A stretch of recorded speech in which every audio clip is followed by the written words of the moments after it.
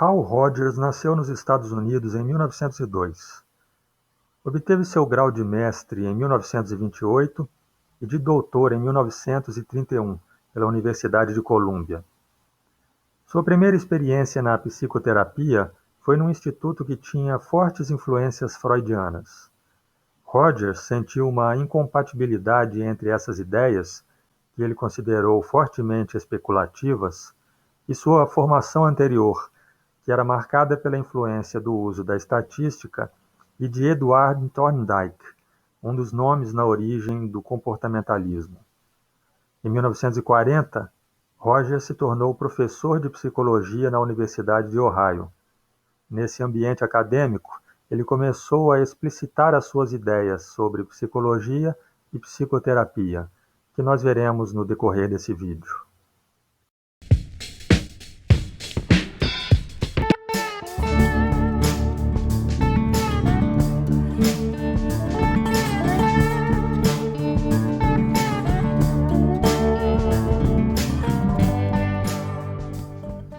A teoria de Carl Rogers é identificada como humanista. Essa linha da psicologia se opõe ao pessimismo da visão psicanalítica do ser humano e também da concepção mecanicista de ser humano apresentada pelo comportamentalismo. A psicologia humanista acredita que qualquer pessoa contém em si o potencial para um desenvolvimento sadio e criativo, e que quando a pessoa fracassa nesse desenvolvimento, isso se deve a influências sociais que não foram adequadas. A teoria de Rogers também apresenta aspectos da psicologia existencial e fenomenológica.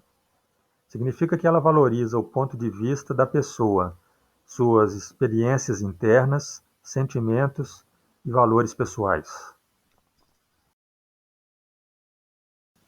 Rogers teve como principal origem para a sua psicologia as experiências que obteve nos seus atendimentos clínicos.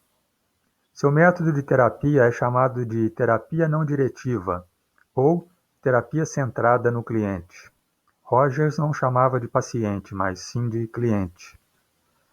E baseia-se na intenção de criar um relacionamento pessoal com o cliente, uma pessoa com outra pessoa, no qual o terapeuta valoriza incondicionalmente o seu cliente, independentemente de sua condição atual. O terapeuta deve valorizar a empatia e até não se importar de demonstrar os seus sentimentos. Também deve permitir ao cliente liberdade para ser ele mesmo. A terapia deve ser uma exploração de sentimentos desconhecidos e perigosos, e essa exploração só é possível porque o cliente percebe aceitação incondicional. Com isso, objetiva-se fazer o cliente conseguir entrar em contato com questões pessoais que no passado foram consideradas ameaçadoras da sua integridade e por isso ficaram de fora da sua consciência. A ideia básica de uma terapia rogeriana é que, recebendo consideração positiva incondicional e sentindo que o terapeuta tem um entendimento empático da sua estrutura interna, os clientes ficariam mais conscientes de seus verdadeiros sentimentos e experiências. O seu autoconceito se tornaria então mais congruente com as experiências totais do organismo, e isso aproximaria a pessoa de um funcionamento pleno. Algumas palavras que Rogers escreveu mostram a sua esperança no ser humano. Ele disse que o desafio essencial para os seres humanos é ser aquele self que verdadeiramente se é. Ele escreveu que a natureza básica do ser humano, quando funcionando livremente, é construtiva e confiável. E disse que ele não gostava muito do conceito de que o homem é basicamente irracional e de que seus impulsos, se não forem controlados, o levarão à destruição de si mesmo e dos outros. Carl Rogers reconhecia a existência do condicionamento social, mas destacava a importância da escolha humana, o desejo e potencialidade de mudança, a liberdade e a capacidade de autodeterminação.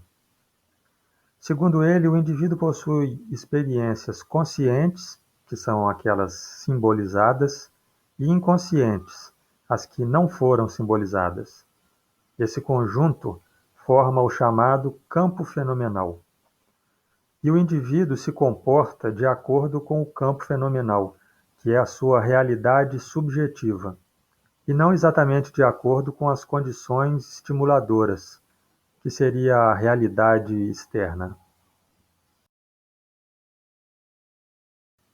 Essa realidade interna não tem como ser perfeitamente conhecida por outra pessoa.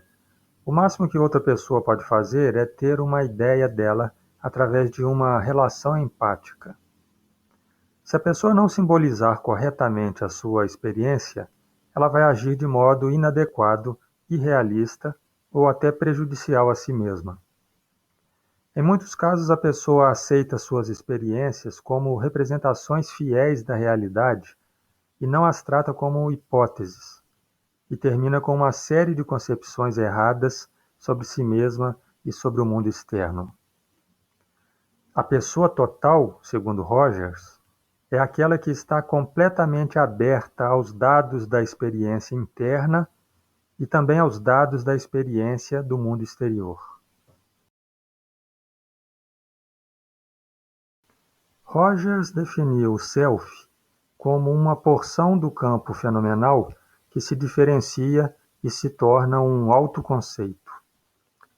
Essa parte é o conjunto de percepções que a pessoa tem sobre si e sobre suas relações com os outros e com o mundo, e ainda mais com os valores e julgamentos associados a eles. Esse conjunto não está necessariamente consciente, de forma que a pessoa pode vir a descobrir melhor sobre o seu self em uma terapia. Segundo Rogers, existe também o que se poderia chamar de um self ideal, que é aquilo que as pessoas gostariam de ser.